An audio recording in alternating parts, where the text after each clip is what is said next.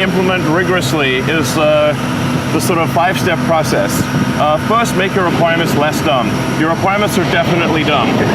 Does not matter who gave them to you. It's particularly dangerous if a smart person gave you the requirements, because you might not question them enough. Then try very hard to delete the part or process.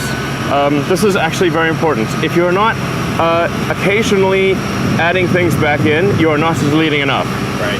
The bias tends to be very strongly towards let's add this part or process step in case we need it.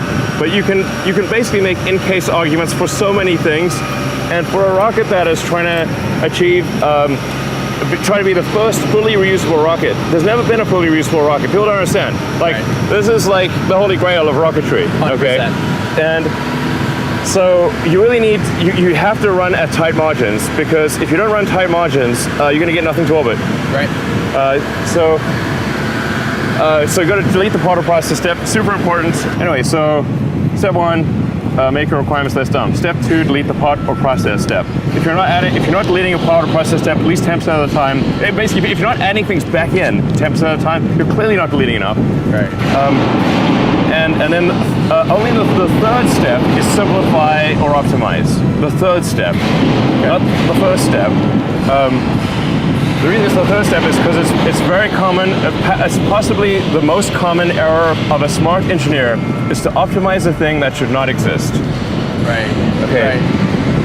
And you say, well, why would people do that? Well, everyone's been trained in high school and college that you got to answer the question, convergent logic. Yep. So you can't tell the professor your question is dumb, that you'll get a bad grade.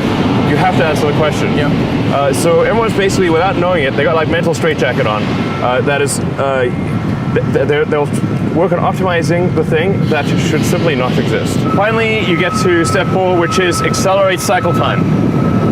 You're moving too slowly, go faster. But don't go faster until you have worked on the other 3 things first. Gotcha.